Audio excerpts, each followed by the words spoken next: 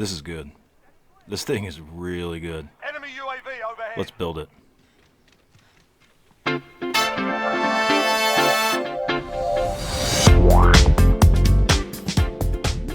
Alright, welcome. Hope everyone is doing well. Glad you're here. In this episode, we're going to fully break down the M13. We're going to take the Warzone variant blueprints and make the ultimate loadout. We'll also go over stats, all of the attachments, and what level you need to reach. Let's go ahead and get in some gameplay and break this thing down. Enemy's got the hard point.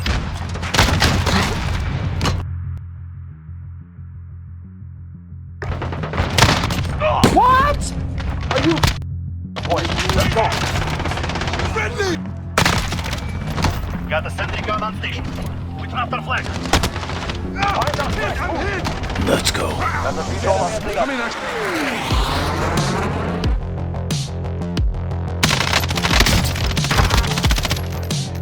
enemy movement there!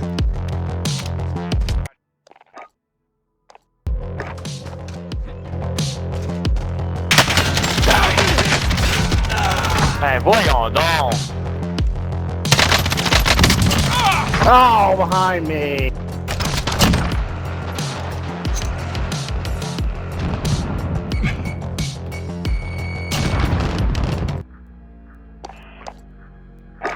Your teammate was sent to the gulag. They'll fight for a chance to redeploy. You got those.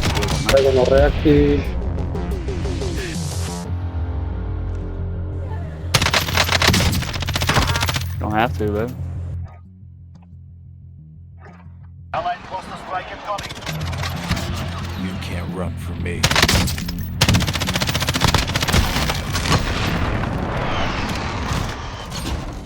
Alright, now that we have a good understanding of what this thing can do, let's go ahead and just break it down, go over every single attachment.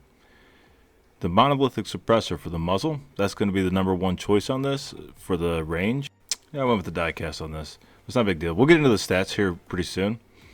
Let's move on to the barrel. For the barrel, we're going to use the cagefighter, what was on the variant in Warzone, which would be the Tempest Marksman.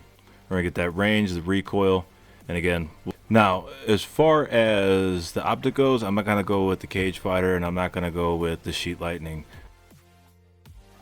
And it's going to be the Canon Pro optic. Now, going down into the mags here, we're going to need that 60 rounds because this thing has a very high rate of fire. Let's do it pretty quickly. And we need to engage multiple people, so we're going to want those backups.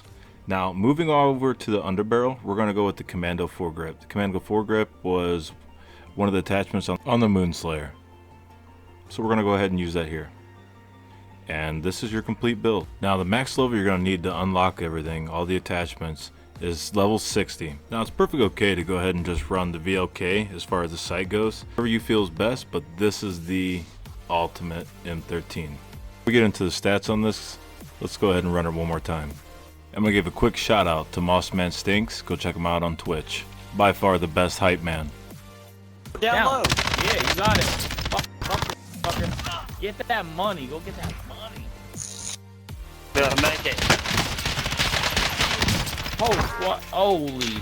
The kills are mounting. The kills are mounting.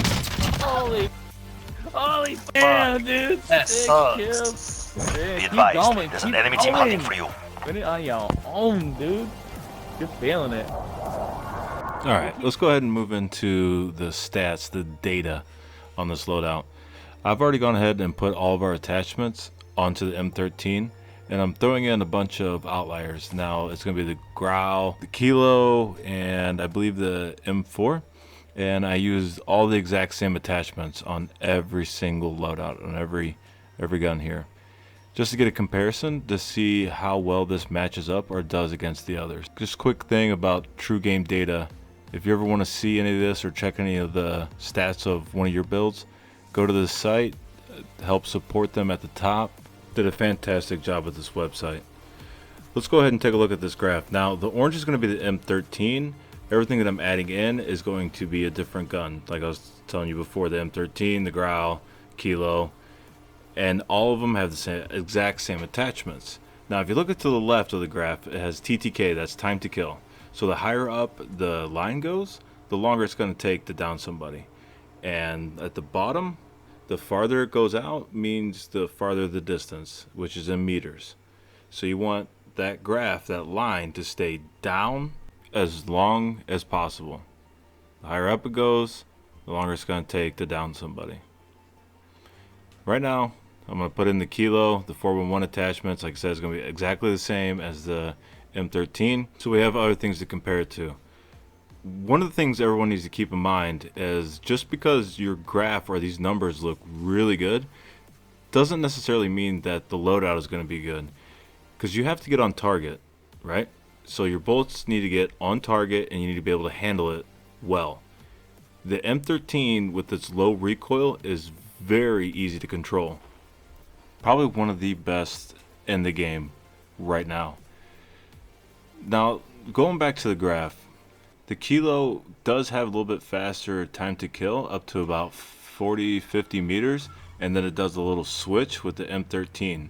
And then the kilo goes back up and then comes in at a little bit faster time to kill, but then the M13 stays steady throughout the rest of the distance of this graph, which means after about 90 meters, the M13 is going to have a faster TTK, and with its ability to control, it's one of the top ARs in the game right now. If you're looking for close range, you know, the kilo and some other weapons might be a better choice, but you really need to understand and be fully aware of your surrounding when it comes to that. Now, on that note, I'm going to go ahead and pretty much end this here.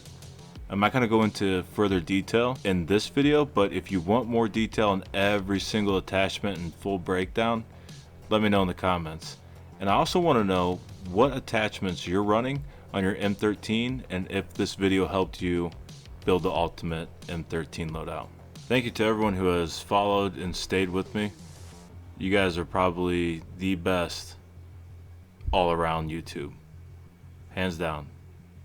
So on that note, good night. Again, I hope you're doing well, and I'll see you on the next one.